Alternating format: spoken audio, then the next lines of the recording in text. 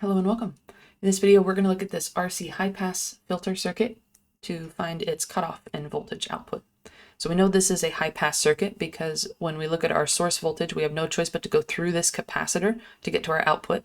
And we know capacitors like high frequencies and they do not like low frequencies. So all low frequencies will be stopped by the capacitor and all high frequencies will be allowed through to go towards the resistor and the V output there.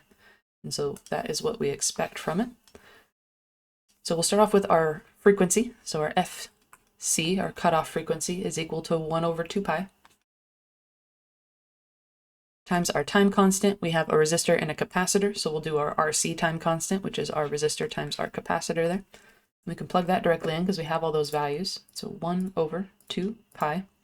Our resistor is 100, so times 100, multiplied by our nanofarad there, so 3 times 10 to the negative, nano is 9, and we'll put that in as a frequency. So we've got 530,516. We want it in kilohertz. We'll move that forward 1, 2, 3 and put it as 530 hertz.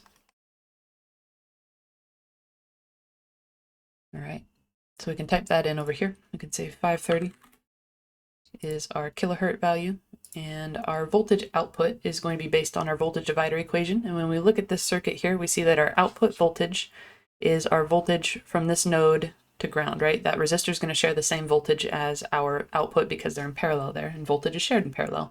So our voltage divider equation should focus on the fact that this capacitor is in series with this resistor to ground. And so we'll figure out the voltage drop across our resistor. And so we'll say that our voltage divider is want over have. What we want is the voltage across the resistor. What we have is our Z value, right, our total reactance of the circuit. And then we'll multiply that by our voltage source, our input voltage there. And this is going to be our V out. So in this case, we know our resistor value, but we don't know our Z value. And so Z is one of the steps that we need to take beforehand. So we can start off with that. We can say Z is equal to, and we know in rectangular form, Z is going to be our resistor plus or minus whatever reactance we have. And in this case, we have a capacitor, so it's going to be minus J, and then our capacitor value, which is our XC. We don't actually have our XC, so we're going to have to start there.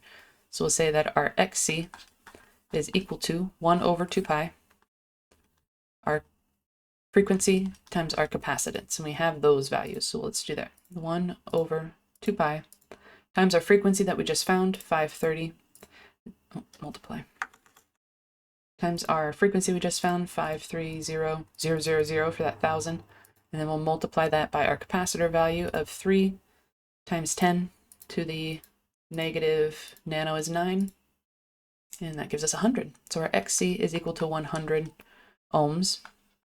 We can plug that in, so now our rectangular form of Z is equal to our 100 ohm resistor minus J 100 XC. And those are both in ohms here, and so that's what we want. So now we can flip this over into polar form and get our Z magnitude out. That's our square root equation.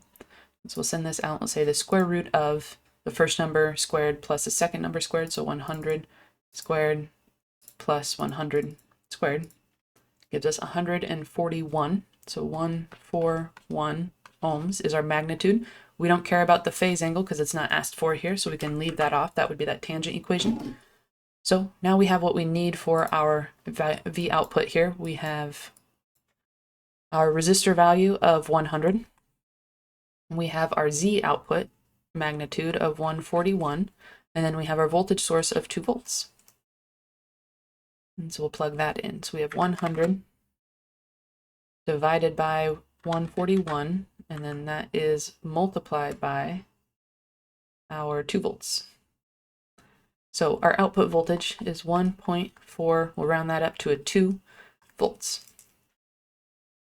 Let's plug that in here, 1.42, and we'll check our answer. That's correct. Okay, let us know if you guys have any questions.